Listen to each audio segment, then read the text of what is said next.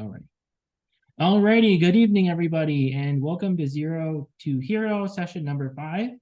This evening, we're going to have Ben, and Ben's going to be doing an overview of some common ports and protocols that you might deal with if you're doing either a penetration test or as a defender, just some things that you should know about some of the stuff that you're dealing with on a daily basis. So without further ado, I'll go ahead and throw it over to Ben. Hey guys. So this is Zero to Hero 5. This session we're going to be continuing on where we left off in the previous offensive Zero to Hero, so that would have been Zero to Hero 3. In that session, if you weren't there, we covered Nmap and its the basic way on how to use it and scan a machine to see what types of services are running and on which ports.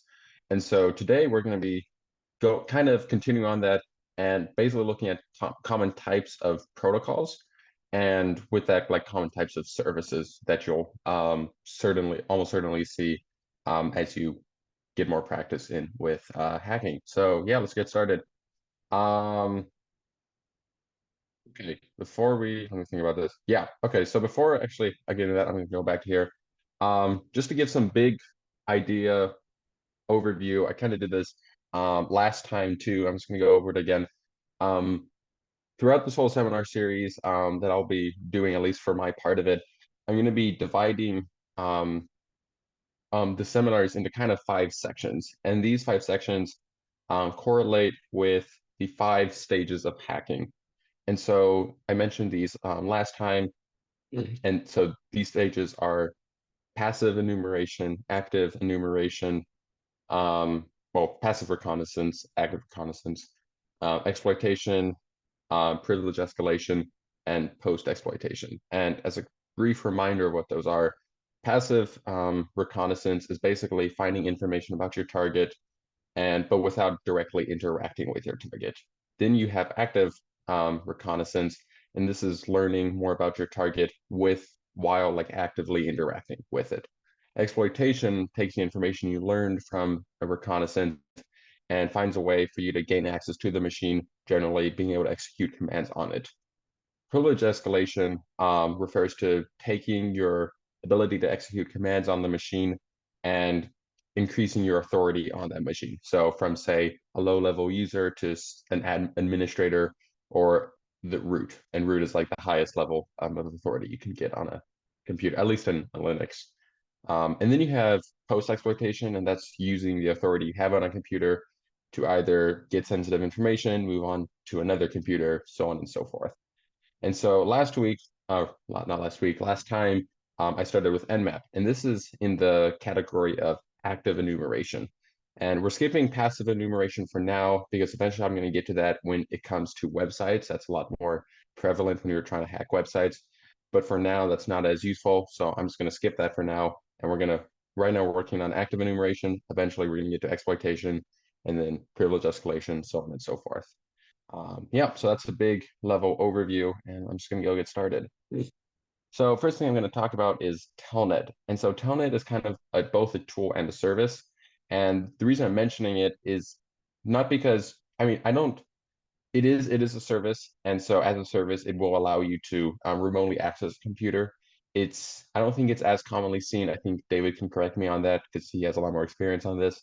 As far as I know, this isn't as commonly seen. This is generally more useful as a tool to communicate with other protocols and services. So, and this is a tool we're going to be using for most of this presentation. All right.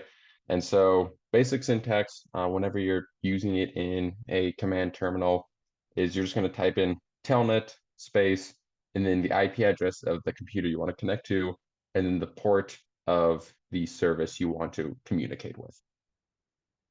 And so just a quick note before continuing on, I'm just going to explain real quick the difference between protocols and services. So in previous session, when we talked about Nmap, I showed how you can use Nmap. Oh, there's a question in the chat. Okay, yep. So yeah, David's confirming that generally we don't use Telnet in the real world.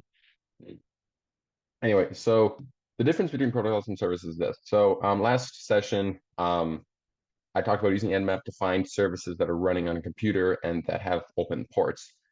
Well, that's what services are. The difference between services and protocols is protocols are kind of a way that services use to communicate. And so it's kind of a framework of communicating. So an example of this is hosting websites, right? Whenever we go to google.com, bing.com, cnn.com or whatever, um, we're going to be we are communicating, or our web browser is communicating with a server somewhere out there with an IP address, and that website is running off of service on port 80 on some computer somewhere. Now, people can use different types of servers or services to run websites, and a common service is something like Apache. There are others like Nginx, IIS, etc. But so those are all different. They all run differently. But the thing that allows web browsers to still be able to communicate with those different programs and services is because they all use the same protocol. They're all communicating the same way. And so kind of an example of this is, say me and David here are having a conversation, right? And more likely than not, the way my brain works, the way I'm wired, the way I think, the way I process things is going to be pretty different than the way David processes things and thinks about things and has ideas. However, we're still able to communicate with each other because we both speak the same language. All right. So services are kind of what's used to process and create information, and then they use protocols to communicate it. So that's kind of the difference between protocols and services. All right. And as always, if you have any questions, type them in the chat. Yeah, and I'll answer them as we go. But yeah. All right, so next thing. So this is going to be the first protocol I'm going to go over. This is the Hypertext Transfer Protocol, or just HTTP. And HTTP is a protocol that's used for hosting websites. And so I kind of mentioned this in the previous slide. Common HTTP services include Apache, Nginx, and IIS. Apache and Nginx are completely free. They're open source. Anyone can use them. IIS requires you to pay money to be able to get, I believe it's from Microsoft. But yeah, and so HTTP is used for hosting websites. And just a quick note, um, whenever you're interacting with websites, you should generally know what HTML is. And HTML is basically the programming language that makes up websites. So if you request a web page from some website, you're generally getting an HTML page. So for example, if you're going to the about page on some website, like, I don't know, I'm blanking right now. Say you're going to a charity's website, some charity's website, they're probably going to have an about page. If you go to the about page, the actual file that hosts the content on that about page might be called about.html. All right, so HTML is just a type of code, it's the type of file that's used to store web page data. All right, so excuse me. So HTTP, its default port is on 80. Yeah, so generally speaking, when you type something into your web browser like google.com, it's automatically going to go to port 80. So that's its default port. And I'm just going to go quick overview of some different types of HTTP requests, just because it's kind of important. And you may see this on competitions and types of stuff. So I'm just going to go over it kind of quickly. HTTP allows a lot of different types of requests or methods you can use when you're interacting with a web server. And so I'm talking about, here's some three very common ones. The most common one is the GET request. And so this is what your website or your web browser will use to get a web page. So let's say I'm on google.com and I'm going to want the default page, right? So our web browser will do is it's going to send a GET and slash index.html. And if you don't know, index.html is the, I guess, default page. So if I typed google.com, it's automatically going to send me the file called index.html. So that's kind of the root default page. And so my web browser is going to send this command to the web browser server, and it's going to send back the default Google page. All right. Then there's the post request. And so post is a way for your web browser to send information to a web server. So for example, if I'm on some website and I'm at a login page and I'm just typing in my username, my password, my web browser, I'll type in my information in a form. Once I submit that information, my web browser is going to do a post request to the web server, and it's just going to send the information I gave. So it's going to be post and then slash, let's say just login to HTML, hypothetically, and then along with my username and password and some other information. Then you have the delete method. And so the delete the delete request basically deletes a page off of a website. So if for some reason, like say for example, I am hosting a website and I have administrator access on that website, I can do delete requests and delete pages of from off that website using HTTP. So I would do something like delete and then slash whatever page I want to get rid of, right? Great. So now I'm just going to explain how you can interact with an HTTP server with Telnet. So generally speaking, most of us, we don't need to use Telnet just because in the real world, we're using a web browser, right? But just so we can kind of get an idea of how HTTP servers work, and in case you want to manually kind of get some information about that website, you can get information that your web browsers won't tell you. You can use Telnet. All right, so I'm just going to give a brief overview of that, and then we're going to just do a quick example on TryHackMe. I'm showing this. So what you do is you get your telnet, and in command line, just type telnet, the IP address of whatever website you want to communicate with, and then 80, right? Because HTTP is on default port 80. Then it's going to open up some terminal, and I'm just going to type get slash index.html because this is the default page on the website. And then I'm going to say HTTP slash 1.1. This is just indicating that I'm using the 1.1 version of HTTP. And so that's kind of the default thing you do. So you generally just always have HTTP slash 1.1. Then you're just going to type host and then a colon and then a host name. This isn't really important. You can just type in anything. It's just basically a way of you telling whatever web server you're communicating with kind of what you're hosting as. So sometimes, so you can type Telnet, you can type Firefox, you can type whatever. All right. Does that kind of make sense? Anyone have any questions before I kind of get into the practice hands-on of what this might look like?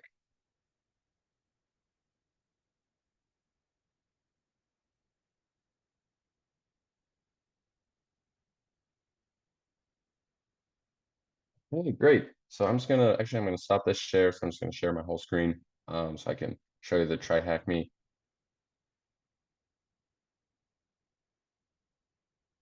Okay, yeah, great. All right, great. So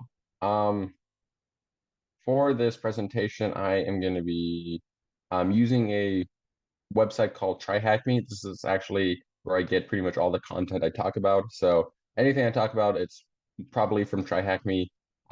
Later in the series, I might use some other sources too. But right now, this is mostly Try Hack Me, and Try Hack Me is great. It's going to go into a lot more detail than what I'm saying. And for this page right here, it's kind of, protocols and servers.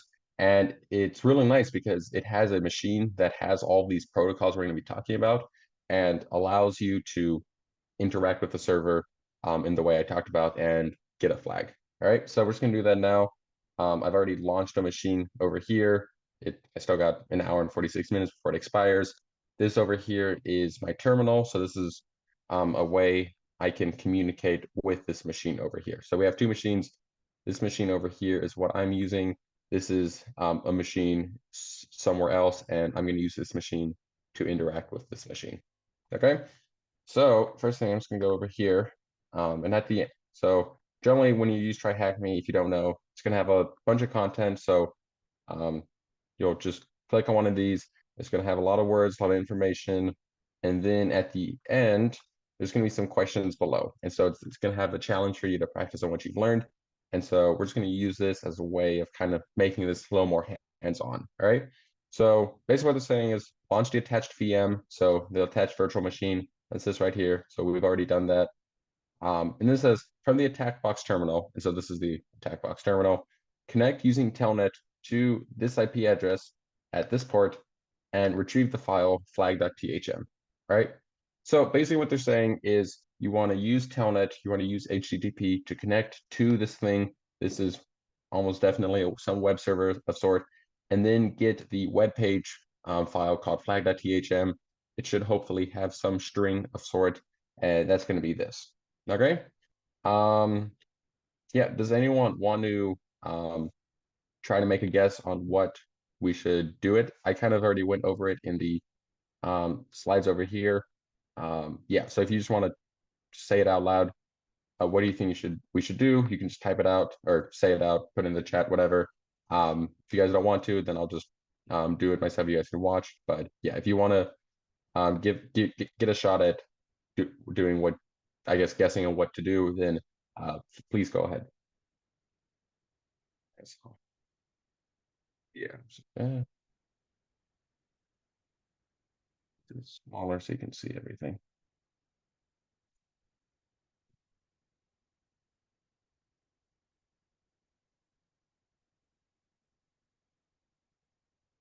There's something in chat. All right.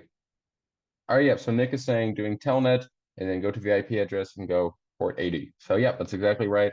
So I'm just gonna go into here and I'm just gonna type the IP address. They have given us the IP address over here. So I'm just gonna type that in. So 10, go 10.10.10.193. Then type port 80 and boom. All right. So now we have a telnet connection with this IP address at this port. All right. So what's the next thing we're gonna do? Oh, slide again.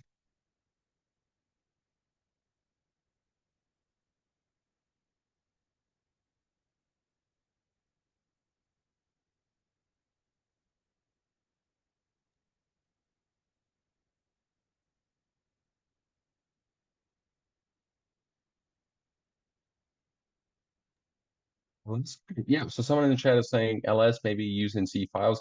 That is a good idea. Unfortunately, I don't think HTTP supports LS, so we can't use that as C files. However, thankfully, this problem. So did someone say something?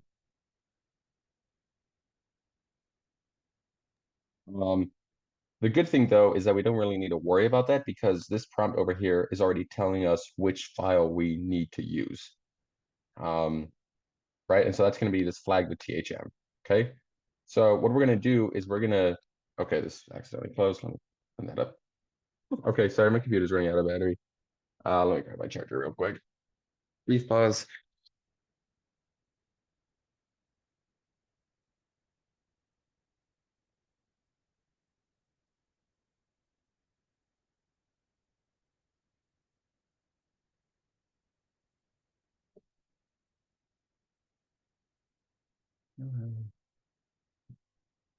All right, sorry about that. Technical difficulties. Anyway, so next thing we're gonna do is we're gonna try to get this file, right? And so if I go back to my PPT thing here, what we want to do is we just want to type this get request in, okay? But instead of doing /index.html, we want to do /flag.thm. All right. So I'm just gonna type in here get /flag.thm and then http/1.1. Next thing I need to type is a host name. All right. So I'm just gonna follow. Are you kidding me? Okay, I'm just gonna do this speedily because the timeout is just a little too high. So I'm just gonna do this again. What's next? Right, get request. So get flag.thm http/1.1. Then I'm gonna type my host name. This doesn't mean anything. I can say telnet. I can say ABC. Doesn't really matter. Then press enter. Just gonna send in the request. See, it should work. Enter again. I might have to press enter again. Okay, great. Yeah, so you do have to press enter again after tapping in the host. And then boom, we get a string of information, right? So it's responding saying HTTP/1.1 sets of protocol 200, all right? So that's the OK sign. That means it went through. It's also telling us the server we're communicating with is an Nginx server, and it's version 1.18, all right? It's telling us the date, telling content type, how long the response is, so on and so forth.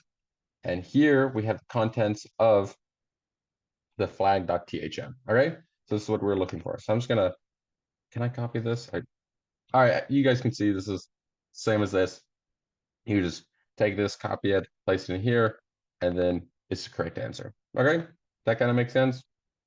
Okay, there's a thing in the chat. All right, So someone in the chat asked, what if we don't know the location of the page or it's there in some random directory? That's a really good question. So generally speaking, that's a good question. So generally speaking, we're not generally going to use Telnet to go through the contents of the web page. There's actually another tool, it's actually another tool out there that makes that a lot easier, and it allows you to actually brute force different files on a website, which allows you to get hidden pages that the people of the website who made the website might not want you to see. So we're going to use that more for that. The reason we're using Telnet right now, this isn't really very practical. I don't think really anyone does this in the real world. The reason I'm going through this right now and using Telnet is because it's just a useful way to get to know the type of protocol, get to know the type of service, and just see what type of information can come back when you communicate with a web server, right? And as you can see here, when I did a Telnet request with the web server, it gave us a lot more information that we might not see if I just went to that web server on a web browser, right? And so this information right here, like Nginx 1.18, that's really important because I could use that to search online and see if there are any vulnerabilities out there, any exploits, anything I can use to try to gain remote access to that web server. That kind of makes sense?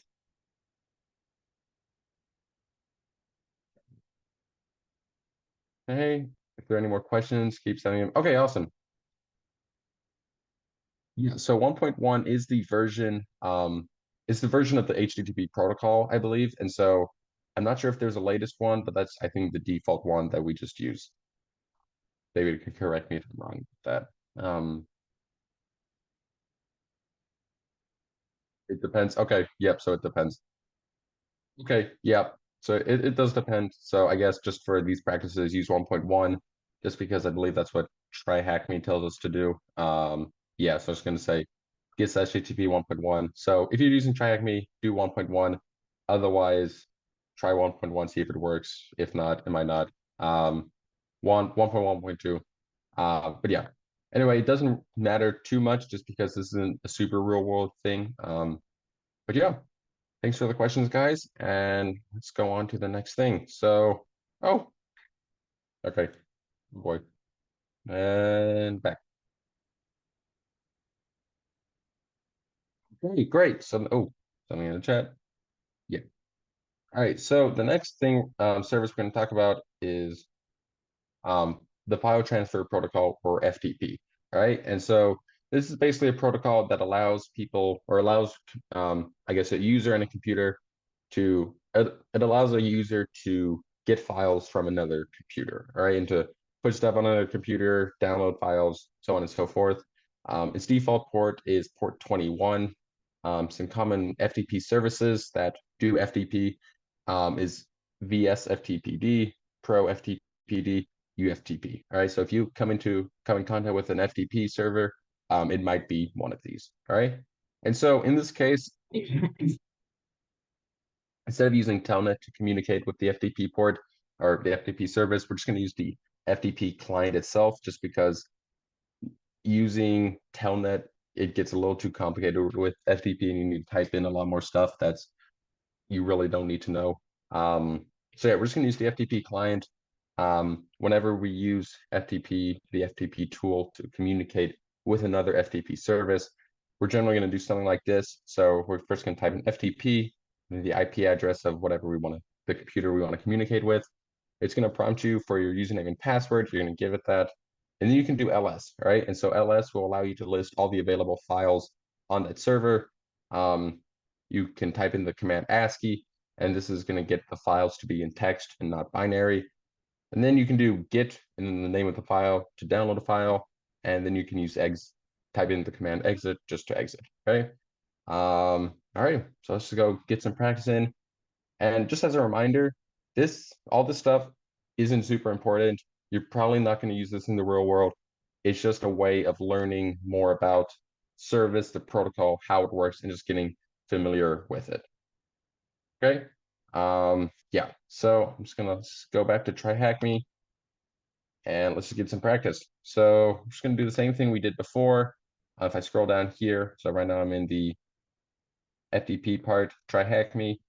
Just gonna open that, just gonna scroll down, and then it has the prompt for us. All right. And so it's saying using an FTP client, connect to the virtual machine, and that's what I have over here. Now, and then try to recover the flag file, and then what is the flag, right? And then it gives us a username and password we can use to open the FTP client. Okay. So let's see. Okay, so let's just get started. Does anyone want to take another shot at um, guessing what commands I might try to run to be able to get this file? I'm just gonna pull up the PowerPoint again, just as a reference. Okay, so these are kind of the steps, general steps. So you guys can just send them in the chat. Tell me what to do. All right. But if not though, I'll just go on with it. But yeah, if you guys want to give a shot at it, just type it in the chat. You can use FTP and the IP and the given IP, Yeah, and absolutely. so Yeah, as username and password is already given, so we can follow the steps like that. yep, absolutely. So I'm just gonna scroll up here. They give us the IP address of the machine, so I'm just gonna copy that. Scroll back down here. So yeah, I'm just gonna go into my terminal here and type FTP. Gonna try. Okay, I can't paste it. Never mind. I'm gonna have to scroll up. Just type it in.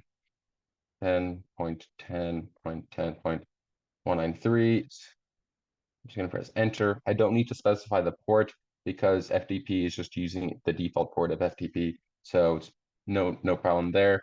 We already get some information about what type of service is running. So it's the VS FTPD service and it's version 3.03. Now it's asking for a username, right? So I'm just going to type in Frank. I'm just going to it's asking for the password. So I'm just going to try to get this right. D2X. By the way, it's not going to be showing me type anything, just as a security measure. Generally, when you type passwords in Linux, it's just not going to show you what you're typing, but you are typing. All right, so I'm just going to press enter, and then boom, login successful. And okay, so now it's saying it's using binary mode to transfer files. So one of the things I'm just going to go back is I'm just going to change to ASCII. So I'm just going to type in ASCII. Now it's ASCII mode. All right, so it's going to be downloading files in text, not in binary. All right. Next thing I'm going to do is I'm going to do ls. All right, so we're going to try to find this flag file. Right, so I'm just going to do ls, see what files are on here. So thing we see is, okay, so we have a mail directory, right? Then we have a readme.txt, and then we have a FTP flag. All right, so this is the file we want. So I'm just going to go here. All right, I'm just going to type in the command git and then the file name. All right, so git FTP slash or underscore flag.thm, enter, and I think that worked. Okay, transfer complete. I'm just going to type in exit. And now I'm just gonna, so now I'm no longer communicating with the FTP server, and I'm just gonna see if the file downloaded. All right, so I'm just gonna do ls in my terminal, and look at that, we have the FTP file. So I'm just gonna cat it out, FTP, and boom, we have our flag. We just copy that, paste it in here, and then we would be done. All right, awesome. So now let's move on to our last things. And okay, let's do this. So can I? Okay, great. All right, so now we're going to go over some common protocols associated with email. All right, so but before we get into that, I'm just going to go over real quickly the different types of, I guess, servers involved in email. All right, and so I guess the common way, right? I guess the intuitive way to think about it, that I guess the more intuitive way to think about email is like, or that we would generally think is like it's just this one server.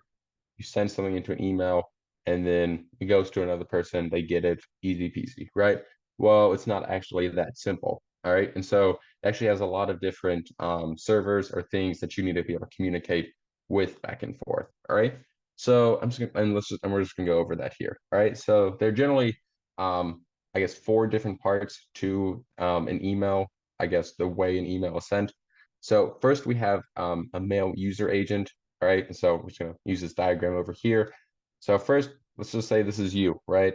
Or let's say this is me. I'm typing an email to David, and I'm going to be doing that on my mail user agent. All right, and so this is generally going to be something like Outlook, Gmail, etc. It's just going to be whatever I'm typing my email in. All right, then I'm going to send this email, or at least my whatever client I'm using, so Outlook, Gmail, etc. They're going to send it to a mail submission agent, all right, an MSA. And so this is going to check the message I sent. It's going to look for any syntax errors in the protocol I'm using.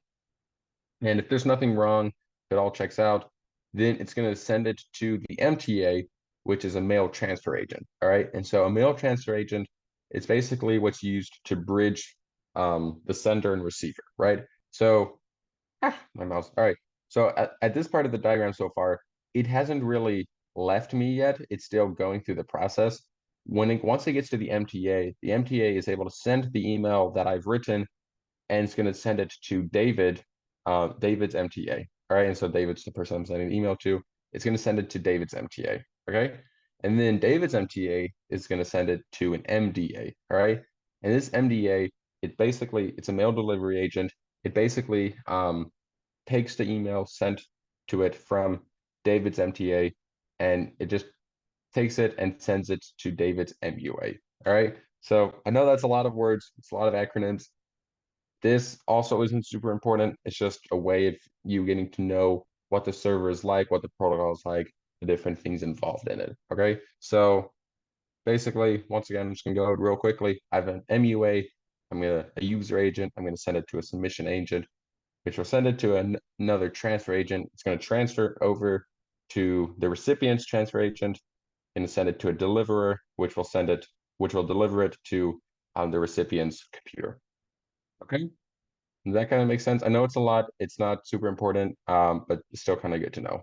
All right, and so with email, we kind of have a few different protocols that we need to allow this to happen. All right, and so there's kind of two categories. The first category is a protocol to be able to communicate with an MTA. Okay, so we need a protocol to be able to communicate with an MTA, and we need a protocol to be able to communicate with an MDA.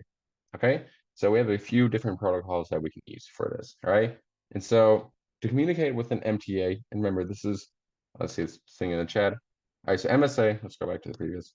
All right, so an MSA is a service and not protocol, right? Okay, yeah, so good question. So I think of the best way. So mail submission agent. A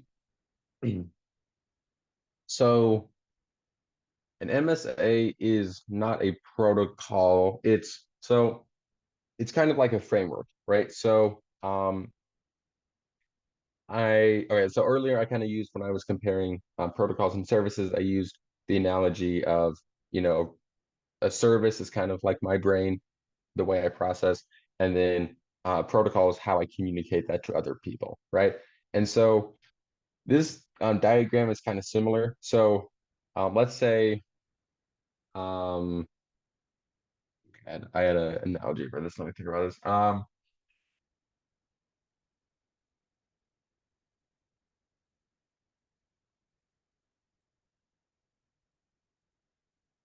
Okay, we're just gonna roll with this. Hopefully it doesn't fall apart too bad. So let's say we have a group of team of people. Okay, so actually okay, all right, let's do this. So let's say we're in a class and there's some professor and he's assigning us a group project, right? And so the class is going to be split up into a bunch of different groups.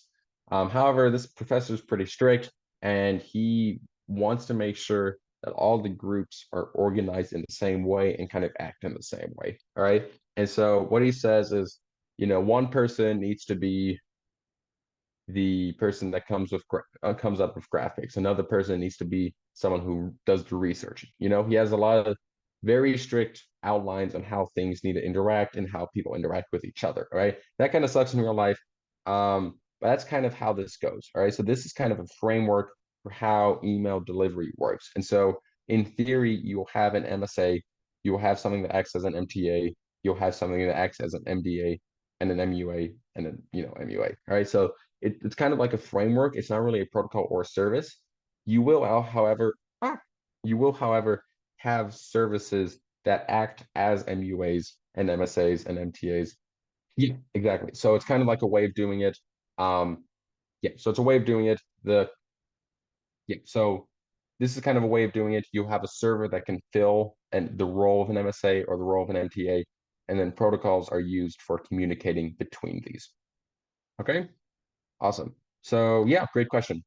All right, so let me go to the next slide. So yeah, so we kind of need two basic types of protocols or two categories of protocols. One is communicating with an MTA or the mail transfer agent. All right. And so there's only one type of protocol, or at least a insecure plain text one. I'll go into that later. But there's one type, and so that's called the simple mail transfer protocol. It's also known as an SMTP. If you want to communicate with an MTA, you're going to use SMTP. All right. If you want to communicate with an MDA or a mail delivery agent, you can either use the post office protocol or POP3, or you can use the Internet Access Protocol or IMAP. Okay. I'm not actually going to go into the specifics with communicating with these because it's kind of complicated, and honestly, I don't think it's really worth it. So I'm just going to leave you guys with this. Just remember, you don't try to remember this. You can always go back to this PPT if you forget. But SMTP is what you use to communicate with a mail transfer agent. Then you have POP3 and IMAP. Those are the mail delivery agent. At least, and David can correct me on this, but in my limited experience, I think it's not really as important knowing the specifics of how these work, but it's kind of a way of being able to identify that there is a mail service going on. And I think the most important part is really being able to learn how to get the version numbers of services running as these and being able to research about them and exploitations. Though David can definitely correct me on that. But yeah, that's kind of my impression. Okay, see, David.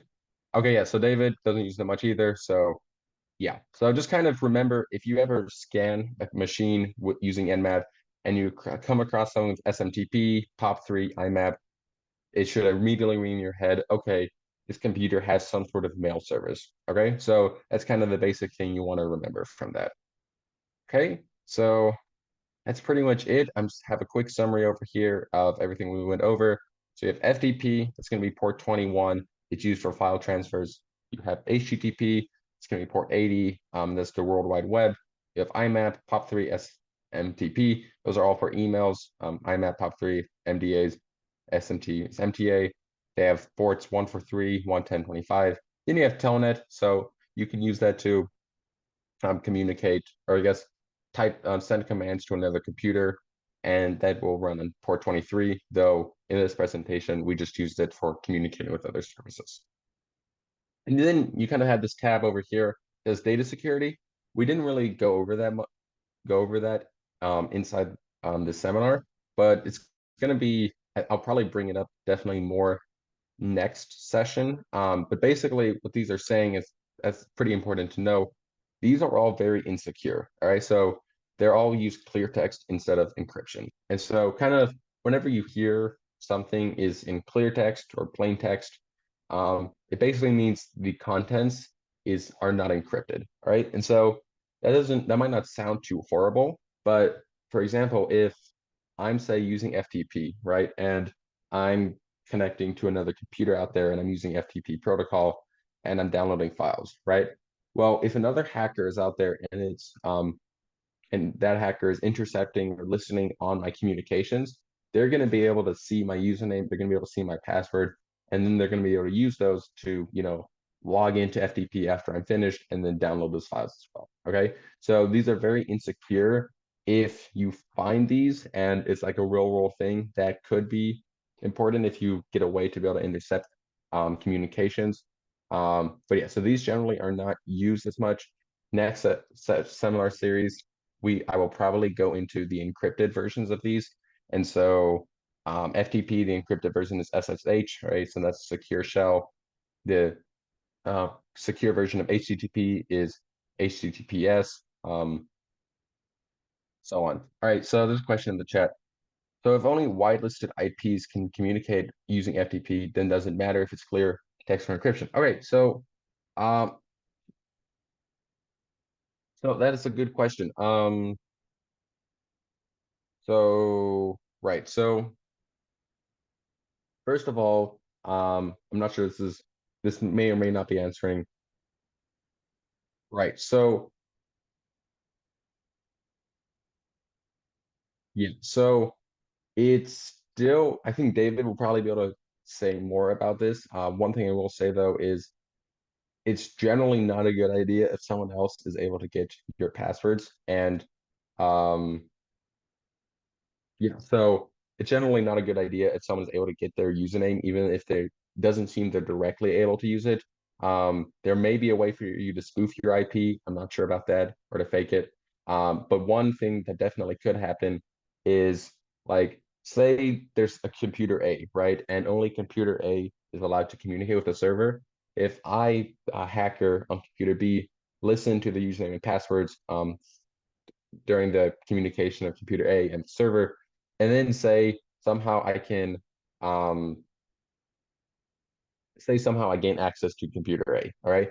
Then I can use computer A to I can use their IP address then, and I can use that to download the information. All right. So any information that you get is important, especially usernames and passwords, even if you're not directly able to use it, at least immediately, it's still really important. So always make sure to use secure. So David's talking about this in the chat too. So whitelisting is a good idea. It's definitely better than blacklisting. Do not use blacklisting. Uh, Definitely whitelisting is the better way to go. Yeah, absolutely. Yeah. So um whitelisting or blacklisting will not be able to prevent intercepting. They, I think, can prevent, or at least hinder you being able. Don't use whitelisting. Okay. Well, so I mean, yeah, yeah. I mean, so whitelisting, David would whitelisting like, so say hypothetically I get some credentials. Um, could whitelisting prevent me from using those credentials?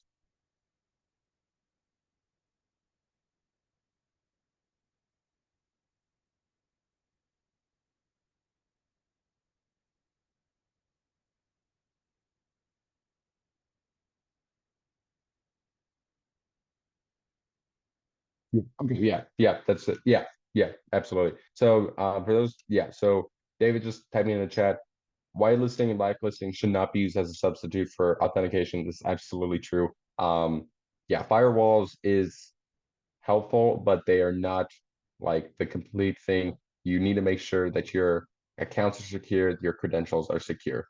All right, because if that gets out, then you will very quickly get hacked. All right. So just make sure if it's clear text, it's bad. Security is good. Encryption is good. Um, yeah. Yeah. And so there's some things going on in the chat.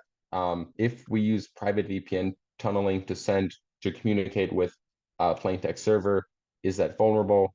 Is that still vulnerable? And yeah, so that does using a VPN definitely helps. But you still generally just want to be using secure things as well. Okay. Um, yeah, if there are any more questions, keep sending them into the chat. But I think that's pretty much it. It's 8:47.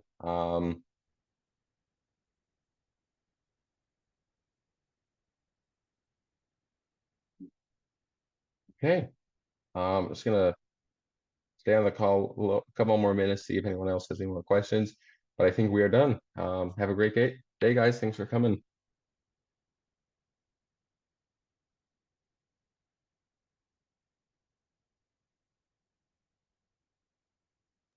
Alrighty, thanks so much, Ben. And thanks everybody for joining us this evening. Lots of wonderful questions in the chat. And feel free to shoot anybody a message, either myself or Ben, if you had anything that you wanted to follow up on.